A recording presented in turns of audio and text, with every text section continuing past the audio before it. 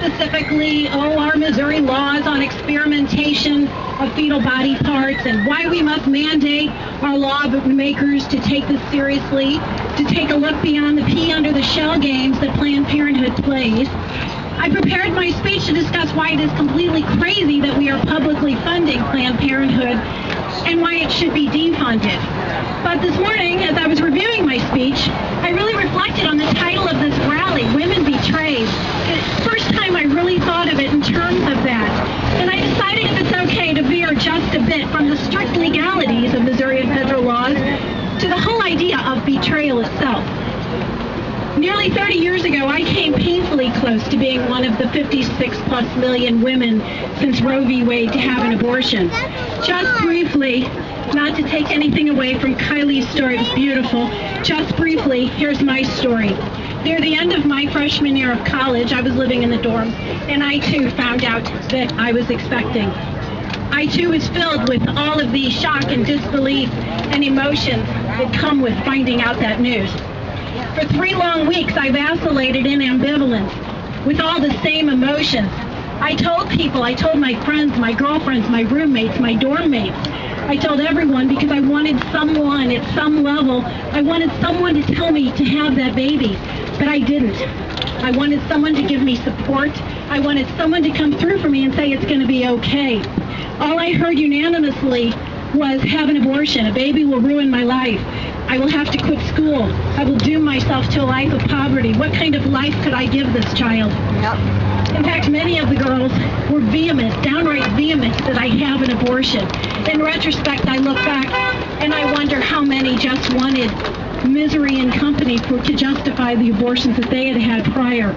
But I was young and 19 and impressionable, and face it, a baby really did not fit into my plans.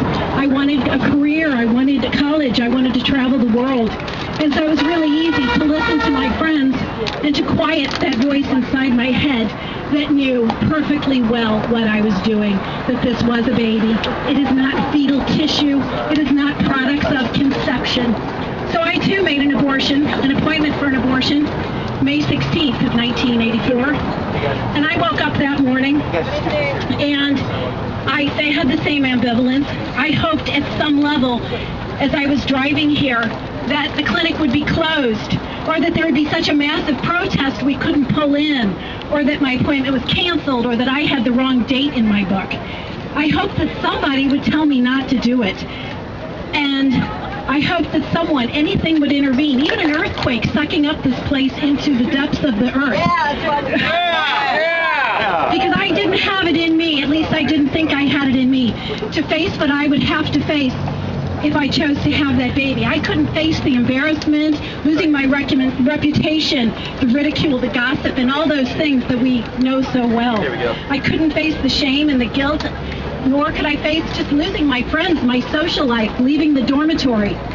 As they brought me into the procedure room here and put my feet into the stirrups, it was overwhelmingly clear that I couldn't face either side. I couldn't face going through with it, and I couldn't face not going through with it.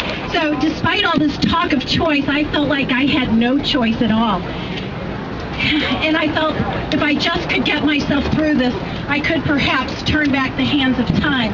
And as Kylie discussed, they are all too willing to not give you any type of comfort, any kind of support in here. And they really are. They work with the semantics of fetal tissue and words like that versus baby. This was before the days of ultrasound, so I didn't have that benefit. Nonetheless, they made me wait by myself in the procedure room with the suction machine at my feet, 10 minutes at the most. So when you talk about mandatory waiting periods, all I needed was 10 minutes by myself for the grace of God, and I mean the very grace of God, to give me a moment of clarity. And at that exact moment, I decided that I had this maternal instinct in me that was so powerful. I would equate it to the stories we hear about mothers able to lift cars off their children. It was a fierceness that I had never known until that moment. And I made up my mind that no matter what anyone said or did, no matter the consequences, this child is mine, and I will give up my life if needed for that child. At that exact moment of this epiphany, the doctor and the nurse walked in to perform the procedure. I was frenetic and grabbing my clothes, and I recall saying, oh my God, I gotta get out of here, I gotta get out of here, what am I doing? They showed no shock, no surprise. They acted as though this is a scene that they encounter quite frequently. As they calmly reassured me that I had made the right choice, these were just nerves, it would be over in 10 minutes, and the kicker, as Kylie pointed out, that I have already paid my money, and I do not get it back if I leave. And if I come back later, I will have to pay again. And $350 in 1984 was a lot of money for a college freshman. So I left the abortion clinic that day with the determination of a mama bear to stand up to any of these consequences. And to give my child a life, and not just any life, but a great life. He is the reason that my life became awesome. He is now, as a side note today, he is a beautiful young man, and he too is a trial attorney. My life was not ruined, and the ripple effects of that decision, I couldn't even begin in this short of a period of time to begin to tell you about them. My message as I stand here today at the Women Betrayed rally is that, of course, Planned Parenthood betrays women. That's how they operate. That's their business model. They do need to be investigated, held accountable, and they need to be defunded. Yes. But betrayal can take many forms. And we also, I like to put the face of this on the pro-life movement. We also have to show mercy, support, compassion, love, praise for young women who are in that position, who are forced into a crisis pregnancy. We have to help them, give them jobs, give them encouragement, and give them hope for a future. That's all they need, is a glimmer of hope, someone to come and intervene. Yes. We have a basic human instinct to protect our children.